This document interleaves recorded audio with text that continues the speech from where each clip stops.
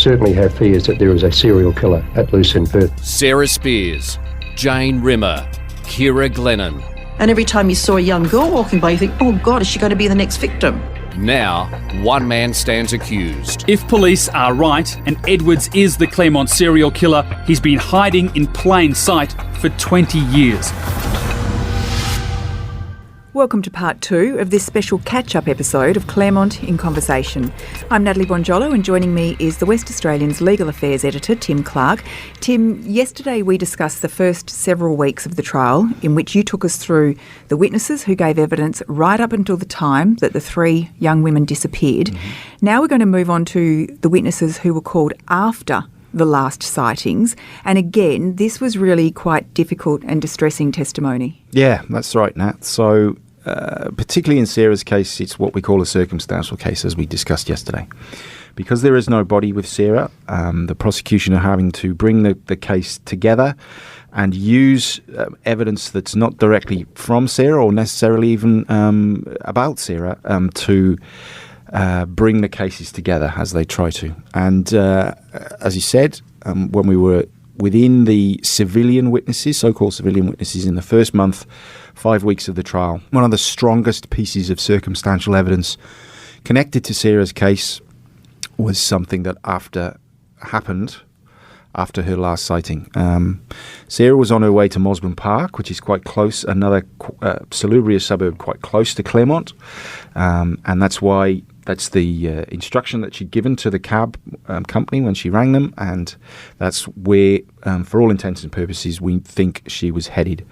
About 3 o'clock that morning in Mosman Park, which is a quiet suburb, relatively well heeled, there was something that residents there remembered 25 years on, a series of screams that they all heard, various different areas, but close enough all to hear the scream, and all, when you cross-matched those witness statements, all pinpointing a point on a road at Mosman Park right by a telephone box. They were, as you said, disturbing, confronting and compelling evidence about what these people, all these people said they heard, and they were all very clear of what they heard all those years later. Judith Borrett, who was one of the witnesses that came to court, her words summed it all up, really. The screams she said she heard were desperate, blood-curdling, terrible, terrible screams, something that you will never forget, one after the other, very high-pitched from a female. And the multiple accounts were very similar in that regard. One of the accounts was from a couple that had actually gone to bed, were in bed asleep, and these screams were loud enough to wake them and loud enough to disturb them enough that they went out on their own balcony to see if they could see anything from the area they thought they could. They described how they looked across their lawn of their apartment building, through or over some trees, and towards where they thought they saw the screams. And the testimony was that there was a car, white car or light-coloured car with distinctive rear taillights that they saw break and then leave. And this was in moments of the scream happening. But as we talked about yesterday, sort of unanswered questions, one of the unanswered questions from all of this evidence was why, if these screams were so disturbing, didn't anyone go That's right. and maybe investigate further? We've all been in that situation, I'm sure, dead of night, tired, woken up, quite disturbed and discombobulated, and maybe you make that split-second decision not to go and investigate. If someone had, the story might have been completely different. But as it is, that is the story that as it stands. And given the time, given the area, and given the unusual nature of the events, Justice Hall will be asked to draw the conclusion from all of those factors that those screams came from Sarah in the act of her being abducted and taken away to wherever she is now, because that's the one thing we don't know. And it was so interesting, as you mentioned, that, you know, these witnesses were asked, did you call police when you heard these screams? What did you do when you heard these screams? And as you've said, some of them said, oh, you know, I wasn't sure what it was. I thought maybe it was a domestic of some sort. And then some of them were quite upset when they went on to say, you know, in hindsight now, I wish I had. But I didn't. Yeah, hindsight, obviously, It's a wonderful thing. Yeah. And it was actually Ciara's disappearance, or the news of Ciara's disappearance, after the weekend, following into the week, that actually did prompt a couple of those people to contact Crime Stoppers and all the police to report what they'd said. And those reports were not made public at the time, but did lie on the file, and all those people were able to come and give evidence in person so many years later. And as you said, Nat, some of them were very, very upset by what they'd heard and what those screams might mean. Now, a few months later, in Wellard, sadly and shockingly, very, very similar stories we heard in court of witnesses who also reported being woken by, again, blood-curdling, terrible screams. Yeah. So Wellard is around 40 kilometres south of Perth. At that time, it was a semi-rural area. It's a little bit more built up now, but still mostly green and not concrete. Then it was all green and hardly any concrete, maybe 4 or 5 houses dotted within an area of 2 or 3 kilometre radius. And again, within hours of Jane, the time we know that Jane was last seen and went missing, again, more reports of more screams from multiple sources at different points on the compass, but they all, again, pointed towards a similar area of where they thought that those screams came from. And that point was very, very close to ultimately where Jane's body was discovered. And again, very similar descriptions. They were this wasn't a plaintive cry or someone play fighting or something. This was a scream that left a distinctive and memory and distinctive feel in the persons that heard them. So Kenneth Mitchell, he was one of the local Wellard residents who again came to court all those years later and was asked to describe it in the first person, and the way he described it was very plain, very clear, and very traumatic. Then all of a sudden it dissipated and it was dead, quiet, and still. And you can imagine again what those persons who heard those screams then, many weeks later, as it turned out, found out that within kilometres, in some cases within metres of their homes, Jane's body had been lying there for all that time, partially covered, but crucially undiscovered. Yeah, this was really, at the time when we heard this evidence in court, it really was so chilling, the way they told of the scream and how they heard it, and the fact that this was such a desperate scream that was stopped mid-scream. Yeah. So Ian and Cheryl Sturkey were another couple that were again together, heard the scream together, and their description was, never in my life have I heard a scream like that, and I never want to hear it again. That was Mrs. Sturkey's, the way she described it. She might not have wanted to recall it, but she did, and she did so in a way that left an impression on everyone who heard that testimony in court. Now, the very next morning after this, a fellow was riding his horse and he gets spooked and discovers something very interesting, and he told you about this in court. Yes. So, we hadn't heard this. A lot of this detail, I must stress, had not been made public at all during the vast scan of this investigation, which goes over 23 years. The police, for various reasons, mostly operational, wanted to keep as much back as they could while trying to inform the public as much as they could.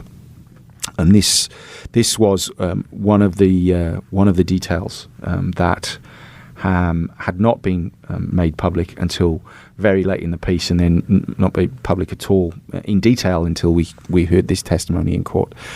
So Paul Langenbach was riding his horse down the rural track that we've come to know, those of us who've followed this case and this trial so well.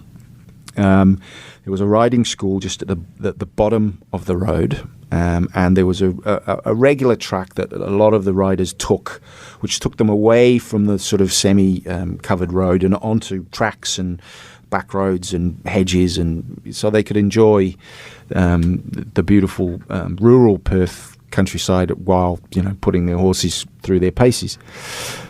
Mr. Langenbach was making his way back down towards the riding school on the what was a sort of semi-covered track at the time, and he spotted something completely out of the ordinary. He spotted a watch, and it was a nice watch. It was a Guess watch that it immediately caught his eye, as it would. It was silver in colour. It was a distinctive design, and it was back in the day it would have probably been worth a pretty penny as well. So he jumped off his horse,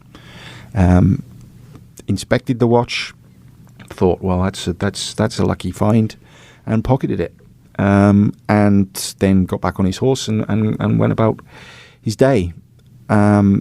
He had no idea what he'd found until weeks and weeks and weeks later. That's right. When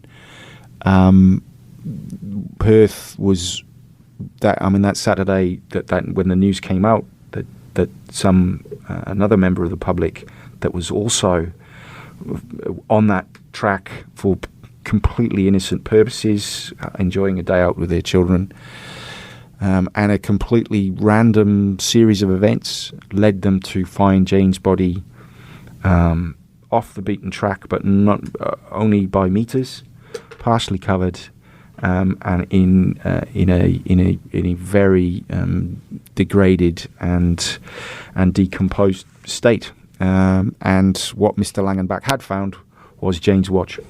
Yeah, that's right. And it was interesting because you obviously said he found this watch, and it was only later that we saw the footage from the Claremont area where we could see Jane was wearing this Guess watch on the night that she disappeared. Now, not long after this, locals who lived in the area, and as you said, it was a very very early time in the area. There wasn't many people living there, but locals who did live in the area, as they were driving past this particular place, they had started to notice this terrible smell. Yep. And as they would go by, they would wind their windows up, and they had mentioned this to each other, and this was mentioned in court. Yeah, that was one of the circumstances, but no one really investigated that any further than that there was, say, rural area, riding school, wildlife around, so it wasn't really thought of as anything particularly sinister at the time, but now with hindsight, when we can put the pieces all together, that was another clue that something very terrible had happened at that spot, and something equally terrible was awaiting the person who ultimately did discover Jane 55 days after she went missing. And as you mentioned, it was a very, very bizarre set of circumstances that did lead to the discovery of Jane's body. Yeah. When you put a rural area, a rogue chicken, some death lilies, and a family on a day out together, you wouldn't necessarily come up with the horrible conclusion that they came to, but that's what happened. This family was out on a drive up that rural road in Wellard. A chicken ran across their path. They braked to avoid hitting it in the car, and then the children in that car begged their mum and dad that they could go and chase the chicken, which they did. The mum in that car looked to her left and saw the most amazing crop of death lilies that she had ever seen in her life. Arum lilies, huge, which grow wild in Perth, but even now she said she'd never seen anything like these, the size and the scale. As the children were chasing the chicken, she got out to investigate and go and pick some of these lilies. She picked one, she picked another, and then there was a particularly large one a little bit further back from the copse that she was picking them from. And as she stepped into the very secluded bush area, that's when she looked down, saw an ankle, saw a leg, and then looked up and realised what she was seeing was a body, a decomposed body. Her immediate reaction was horror, obviously. She stepped back, she called her husband, who then went to the riding school, reported the find. And most poignantly, the lady who did discover Jane said that she refused to leave her because she didn't want to leave her on her own anymore. Well, she didn't, and then the authorities came, and that was when what she thought she'd found was confirmed. And just to add to this very unusual and extraordinary coincidences, almost at the same time up the road, a young couple are on a horse and they see a knife on the ground. Yeah, almost simultaneously, within moments of each other, minutes, certainly within the same half an hour. A young couple doing exactly the same thing as Mr. Langenbach, having a ride on a Saturday afternoon. They're coming down towards the which has now become very quickly a crime scene. They're coming down on their horses, but as they are doing that, they spot a knife, a brown-handled pocket knife, folded, but obviously out of place, at the side of the road. And again, it strikes them as so unusual that the gentleman picks the knife up, puts it in his pocket, and it is literally as they are walking down that or riding down that track that they come across this young lady, her husband, their children, and by now a couple of very swiftly dispatched police officers who are telling them to stand back, telling them to remove themselves, which they do. But at the same time, they made the police aware very quickly that what they'd found might be of interest to them, and it certainly was. It was a very emotional testimony, and when you were telling us about it in the podcast, you told us how for these witnesses they broke down as they told the court about this and this fact that they just could not leave this young woman's body alone in the bushes while they waited for the police to arrive. Yeah, it's difficult to hear, difficult to talk about, and obviously difficult to say all those years on in front of all those people. Including Jane's family. But the witness did an amazing job, I've got to say, in relaying the information as calmly and as thoroughly as she could for the sake of the court and the sake of the trial. But also did it in a way that left, again, no one in any doubt what this event, the impact it has had on her for the last 25 years or so, and obviously it also became an absolutely crucial discovery in the whole investigation, because as we know with Ciara now, no body means very little evidence, but Jane's body has provided numerous investigative opportunities. It also provided the opportunity for her family to farewell her properly and with the dignity and grace that she obviously deserved. Moving forward to March in 1997, following the disappearance of Ciara Glennon, that night is very interesting because what you heard in court is Bradley Edwards had a weekend getaway planned with friends in Mandurah. Yeah. Which is a sleepy little suburb an hour south of Perth. Well, used to be. It's built up now, but back then it was a very quiet area where retirees lived, and he didn't show. Correct. And that, and this, to my mind, this is obviously circumstantial evidence, but it was quite compelling and quite detailed. And the reason it was so detailed is the gentleman. So this was a gentleman who was friends with Mr. Edwards, had been for several years. They'd got close through work and socialising. The gentleman had been diagnosed with a very serious medical condition just a few days earlier, and had taken some time off work and had this holiday home down south, and he wanted to go there to clear his mind, to get his head around this very serious diagnosis that had been handed to him.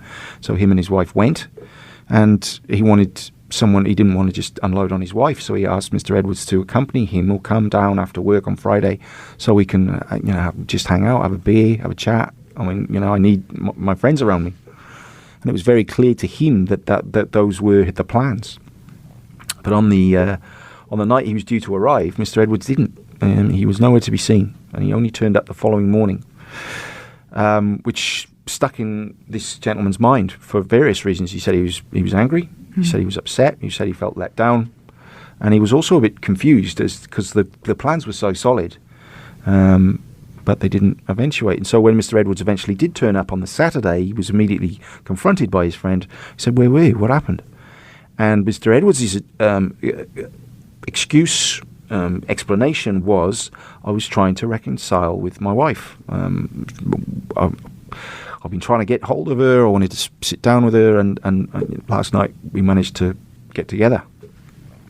But the testimony of Mr. Edwards' wife at the time was that never happened. There was never one, and it wasn't. I think I've got the dates wrong. It might have happened the weekend before, the weekend after. She said they never, ever had a sit-down to reconcile of any description after she'd moved out and all the drama that we described in yesterday's episode. So, and that night, the night that Mr. Edwards didn't turn up, was the night that Ciara didn't turn up when she was supposed to go home. And then, tragically, 3 weeks later, there's a young fellow, Jason Atkinson, and he's out walking in the bush in our northern suburbs, and he's doing something he probably shouldn't be doing at the time, and it leads him to a smell. Yeah. So this is Eglinton. So this is almost equidistant north of Perth from where Wellard is south. A coastal suburb, again, not built up at all by then. It was dunes and sand and brush and nothing there, apart from Mr. Atkinson hoped some possible rogue cannabis plants that he was out having a scout for. He parked up, walked not far again off the track, but it was a fair way off the track and certainly down a hill, so that couldn't be seen from the road. And as he was walking in this area, once again, the first thing that struck him was the smell. Then he knew that wasn't a smell of a rotting animal or something agricultural. This was worse. So he went to investigate. Didn't get too close, but certainly got close enough. And again, in testimony that upset him, upset some of those who were listening to it, and certainly left an impression on all of us, that he was sure of what he saw was a body, and the reason he knew that was by the distinct curly light brown hair that he could see tucked in between 2 native Australian bushes, and by now everyone in Perth had seen a picture of Ciara Glennon, and she had exactly that same hair, light brown, dyed, tumbling down her back, and not that he immediately knew, but he was pretty sure of what he'd seen. So he immediately retreated, went to his girlfriend's workplace, which is 5-10 minutes down the road, told him what he'd seen. The police immediately turned up, took him back to there, and he showed them the spot. And that was the spot that Ciara was found, was dumped, and had been left for 4 weeks. And the impact on him obviously was quite devastating, as it has been for anyone who has been touched by the case in any way at all. And then, so the next part of the trial moved to the police response at the crime scenes and it moved on to the post-mortems of the bodies. But this led to something that we had never seen happen in a court before. Yes. So it's always an ugly part of a court process, murder trial, but it's an absolutely necessary part. And in this case, you wouldn't have a case without this part of the trial, which is, as you say, Nat, the forensic team and an effort that swooped onto both Jane and Ciara's crime scenes, and it was like nothing Perth had ever seen before. The discovery of Jane's body basically sparked the task force that we've now been talking about for 20 odd years. It was nicknamed Macro at the time because police were absolutely convinced that Ciara and Jane were linked. They had a suspicion that they were also linked to Karakata. And then when Ciara was discovered and had obviously been murdered, taken from the same streets, dumped in the same way, covered in the same way, then that ramped up Macro tenfold again. So we are now in the midst of a panic, I suppose, a fear that had never gripped Perth before, or probably since, because there is a serial killer loose on the streets, and there is absolutely no doubt about this by this time. So Jane, the response to Jane was huge, intensive. You had police all over the place. You had multiple forensic pathologists, forensic team. You had media. You had family. You had and it sparked thousands upon thousands upon thousands of pieces of information that the police then had to sift through. But the main piece of information they had to go through was Jane and how she was being killed, how had she been dumped, where had she been dumped, and the unfortunate state of her body after 55 days left in the elements. It was not pretty, and that also obviously led to an initial examination, and then the following day a post-mortem, which was videotaped.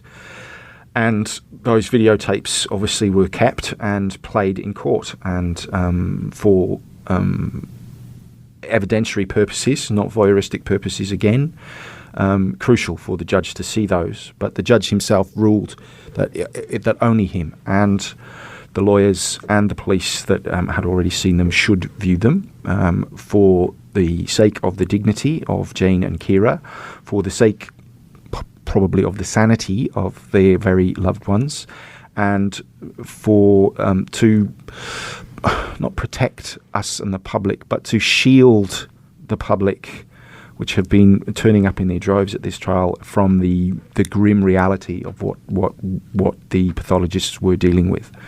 But as I said yesterday, the mere descriptions, that you could hear the sound but you couldn't see. They screened all the screens off in the court, did not show it on the big screens in court, but even the sounds and certainly the descriptions of the processes that followed were enough to vividly illustrate exactly what the police and the pathologists and the investigators were having to deal with then, and have been dealing with ever since. And this was done quite hastily, because you all turned up for court that morning, only for the judge to basically send the lawyers off to a shopping expedition to find some way that they could shield anyone sitting in that courtroom from these pictures. Yeah, so the physical layout of the courtroom, we've been provided big screens because it's an electronic trial, lots of documents which the public have a right to see, I suppose, as evidence, and so they've been flashed up, as has all the video. But the screens in front of us and the public gallery where the lawyers sit, they display different material, and certainly would have displayed the video material because the lawyers need to view it as it's being viewed by the judge. But the physical makeup of the court would mean that those at the back of the court would be able to see that, maybe at a distance, but they'll still be able to see it. And the judge ruled that he didn't want them to see it. You shouldn't have to see it.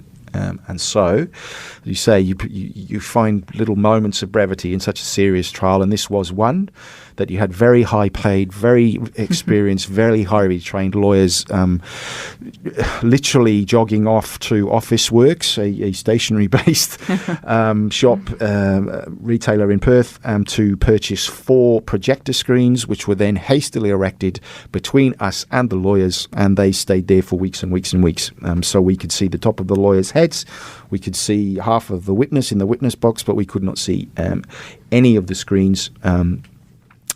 Justice Hall wasn't particularly enamoured with the physical setup, but it worked, and it only took half a morning to set up.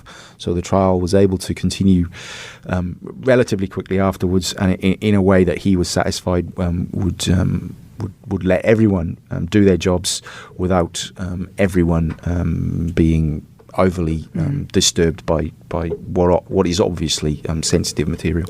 It was a lighter moment in the trial, and there aren't a lot of them, but this was one of those moments. And at the time we talked about how this quite possibly had set a precedent, not only in Western Australia or Australia, but maybe even around the world. Yeah, well, that's right. I mean, as you said, now I've never seen it before. I mean, judges are very cautious with what they let the public see and do and hear in court. But this was a very hastily manufactured solution to a problem that, to be fair, probably should have been thought about before it was. But there you are.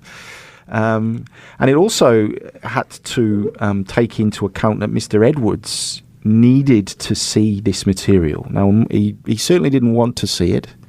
We said yesterday he's been very static in court, hasn't shown much emotion at all. But apart from the home videos that we discussed, this is the only other moment that Mr. Edwards has really been demonstrative in court.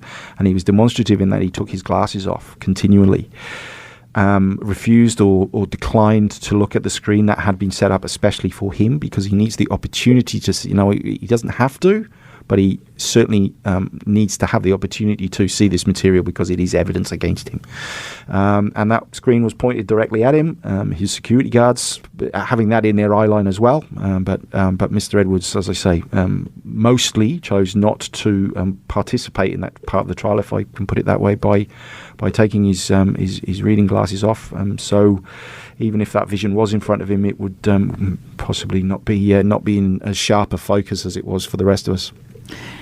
And you mentioned just how many police officers and what have you were involved when they discovered Jane Rimmer's body, and then, of course, by the time they discovered Ciara Glennon's body, I mean, you really were talking about so many people were there, not just the police officers, but the forensic teams, and, of course, the media and their helicopters are hovering around in the air, and even one of our colleagues, found himself in a place where, he wasn't meant to be. Yeah. So once again, it cannot be stressed enough the scale of this story, the impact of this story has had on the city of Perth.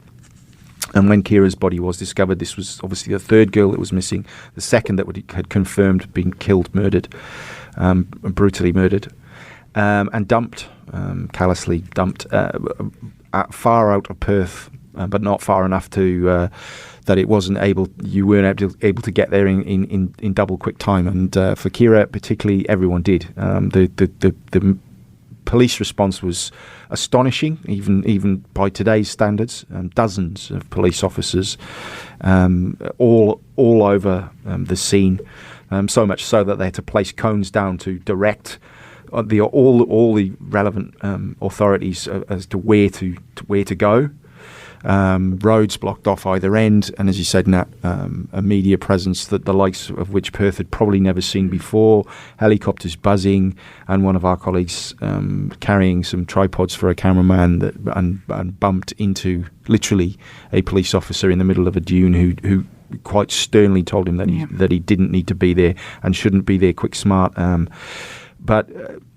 I mean, obviously, you can understand it's a crime scene. It's a crucial time and a crucial space. But by now the police were very aware of what the media reaction was, and they held press conferences at the scene. They eventually did let cameras into the scene to take some shots of the scene, or very close to. This is obviously after Ciara's body has been removed, and that scene, even to this day, remains of interest and of significance, and a large white cross still sits there today at the spot that the unfortunate gentleman did find Ciara's body. And what was so important about these scenes is this is where a great deal of the evidence, the forensic evidence that would be used later, was taken and collected. And the part here, this is where the trial moved into the forensic side of thing, and this is where it took us to the post-mortems. And this really was, in terms of evidence and in terms of this trial, a very difficult and very distressing part of the trial for the families involved, so much so that there was a very unusual and, again, a very hastily drawn-up suppression order put in place at this point in time. Yes. So the forensic evidence is the main body of evidence against Mr. Edwards.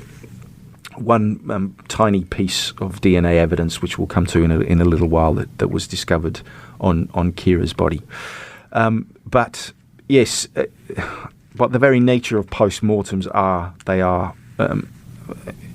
hugely, almost unbelievably traumatic for those that are not directly involved with them, but also obviously intrusive. And it got to a point during the trial that the nature of the evidence was such that entreaties were made to the prosecution to limit the amount of material regarding intimate areas of the two young women that we could report on. The application was understandable. It was done a little bit on the run. I think I'm fair to say in that, but it was understandable from a human point of view. But it was also, we felt as a media contingent, a little bit restrictive on what we were trying to do, which was report fairly and accurately.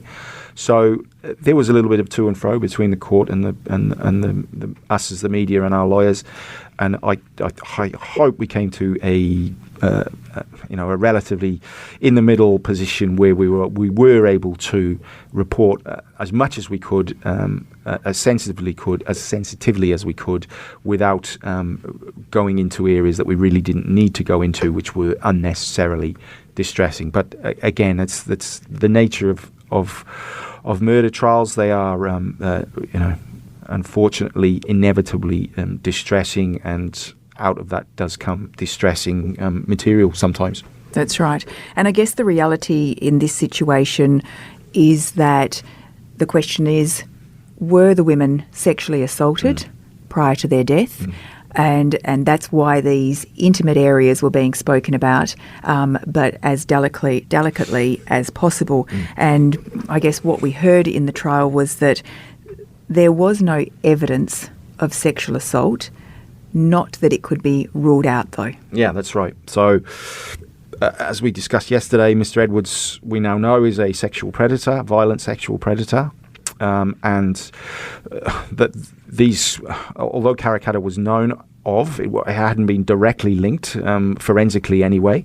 But the assumption always was that these crimes were sexually motivated. The women were taken from the streets and away from their lives for a sexual purpose. And so there was obviously a very important and very focused part of the investigation, particularly when the bodies were discovered, and those investigations were done very, very thoroughly.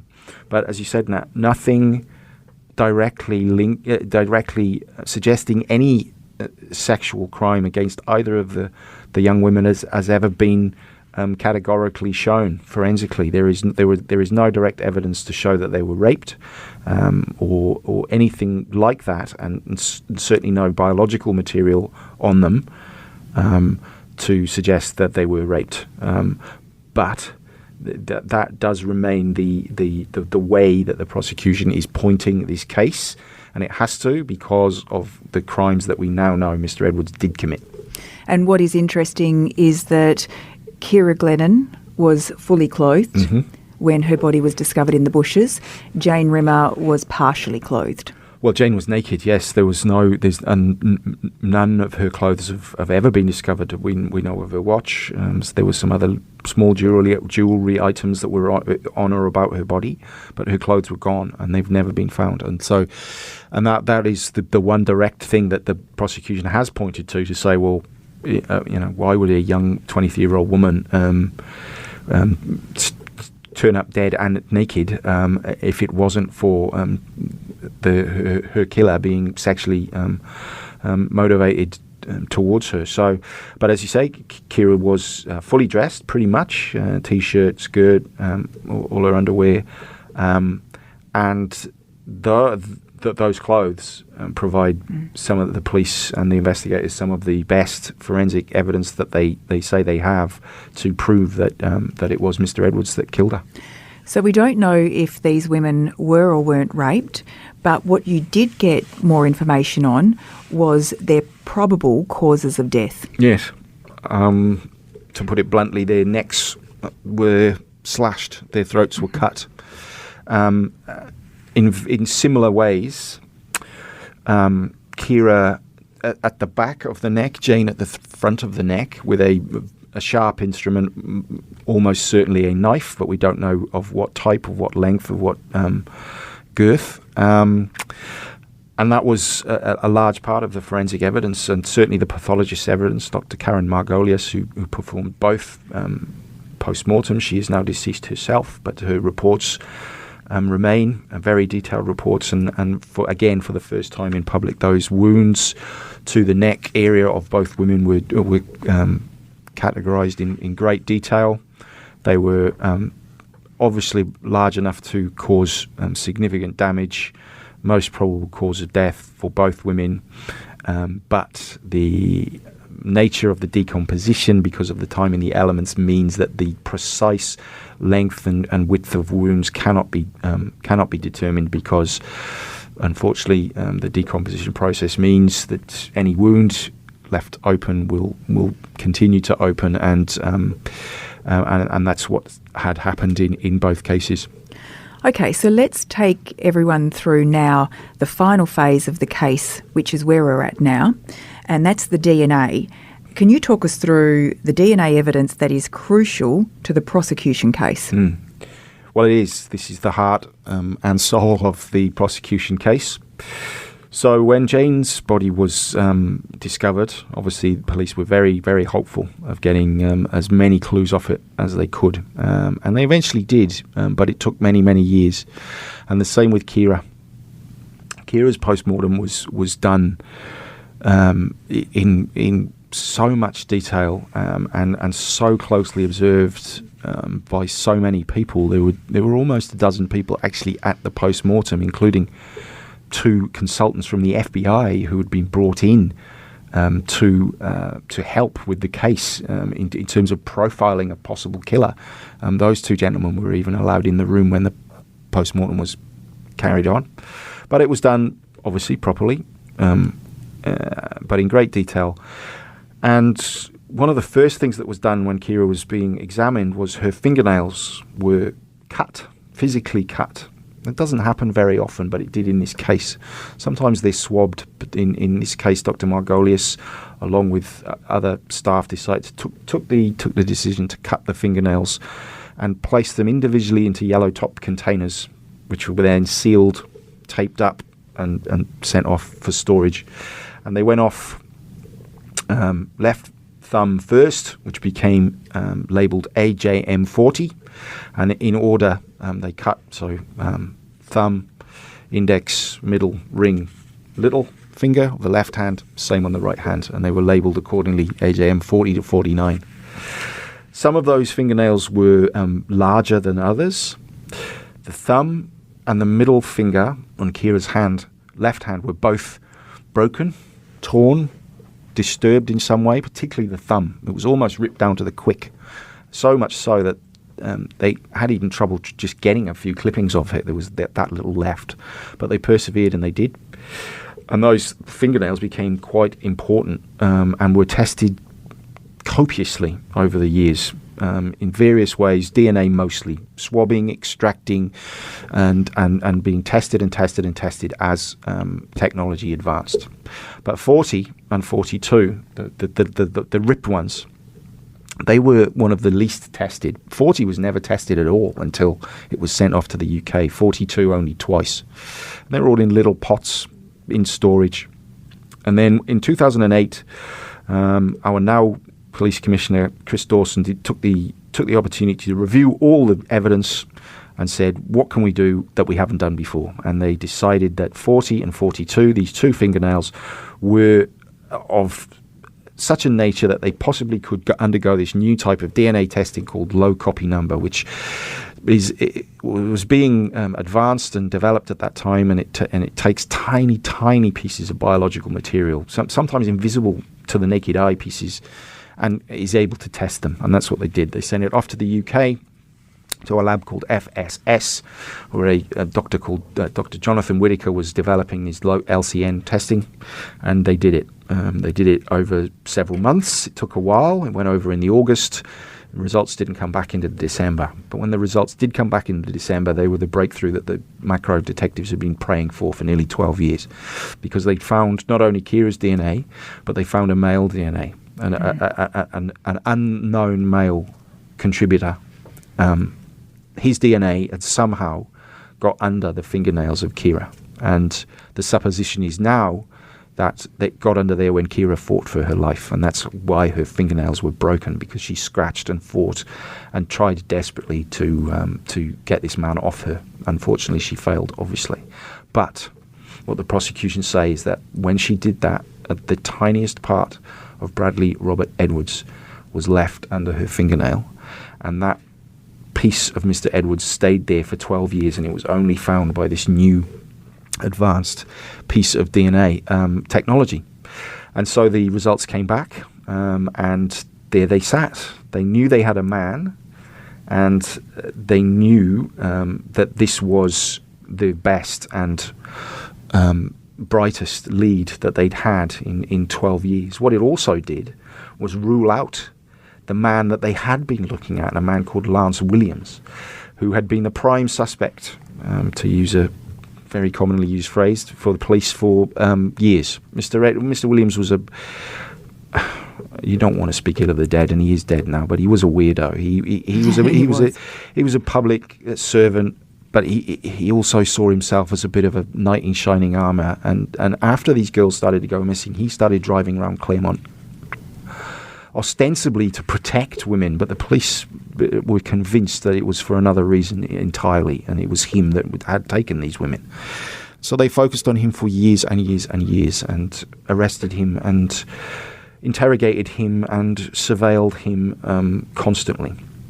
And this is a very sad aspect to this whole case, because the reality is that Lance Williams, as you said, he was under constant scrutiny for a decade. Yep. And it didn't matter how much he professed his innocence. He gave TV interviews. As we know, he spoke to Alison Fan for hours. But he had no way of proving that he wasn't the guy until this 2008 discovery, in which case, as you've mentioned, they have a male profile. But not Lance. It wasn't Lance. Lance. But it's not Lance. They had Lance's DNA. They'd sent Lance's DNA to various labs overseas, including FSS, because they were so convinced that they had their man, and they just needed to prove it. Interestingly, as I said, information coming out of Claremont investigation was pretty sparse over the years.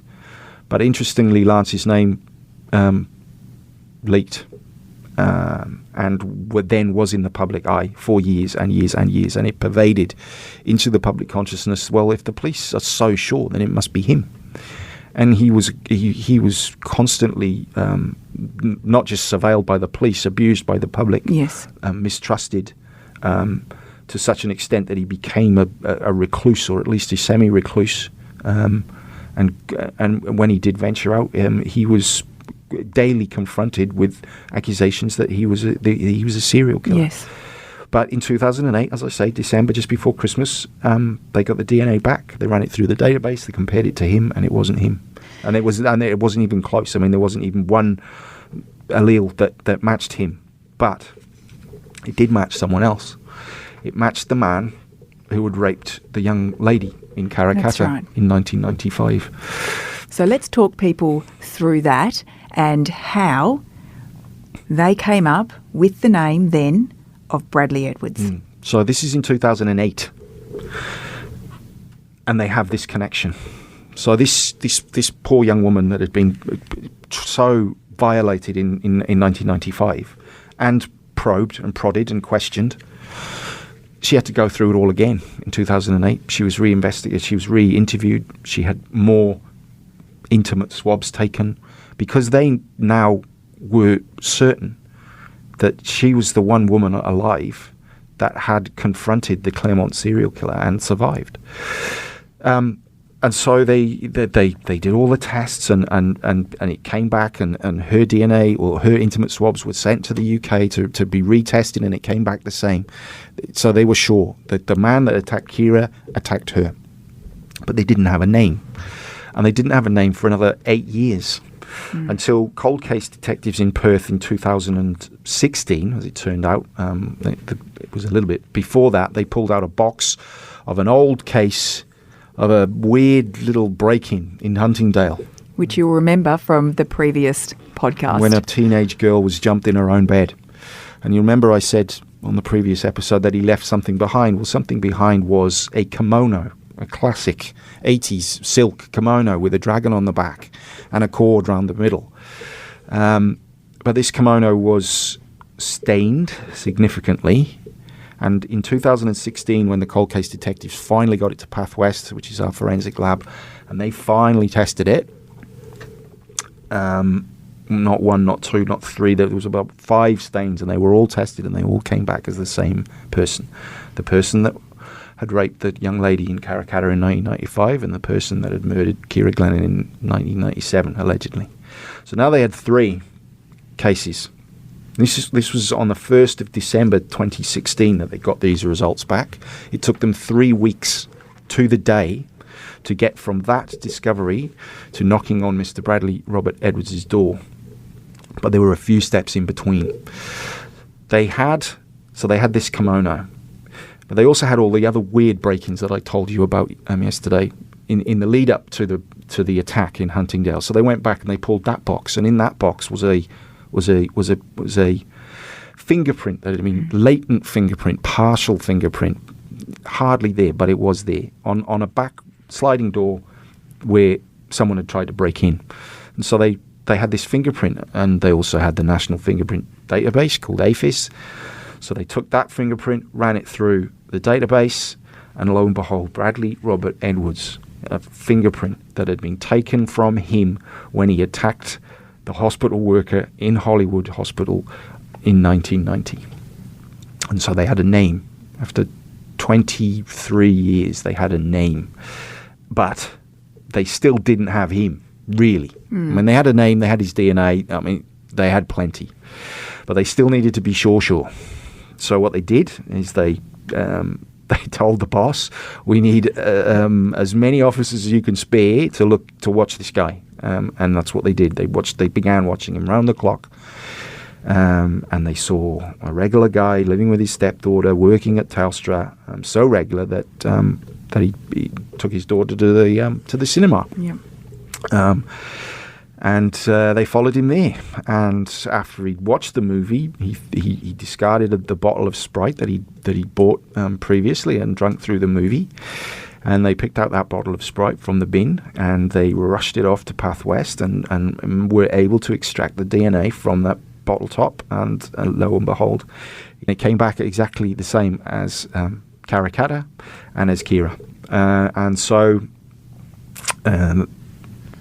basically the next day, heavily armed police knocked on his door. Probably didn't knock. They were probably a little less polite than that. And kept Mr. Edwards in his house while they cautioned him, arrested him, and then about 12 and a half hours later, charged him with the murders of Jane Rimmer and Ciara Glennon. And a buzz went around Western Australia like we had never seen before. After all of these decades, we had waited, and finally the police charged someone. Now, Bradley Edwards, as we know, he went on to admit guilt to the Karrakatta rape and the Huntingdale attack.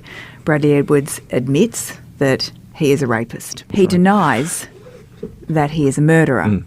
And the defence say that his DNA that you've just told us about under the fingernails of Ciara Glennon are there because of cross-contamination between these cases. Yeah, that's exactly right, Nat. So the DNA, as I say, is the heart and soul of the prosecution case, and it becomes the heart and soul of the defence case. And the defence case, as we understand it so far, it hasn't been laid out in detail, but as we understand it so far, is that the DNA from Mr. Edwards didn't get under Ciara's fingernail because she was fending him off. It got into Ciara's fingernail because it had come into contact with Mr. Edwards' other DNA sample, which from the Karrakatta rape, which had sat in the same lab since it had been extracted from the victim of Karrakatta in 1995. And they say somehow that sample from 1995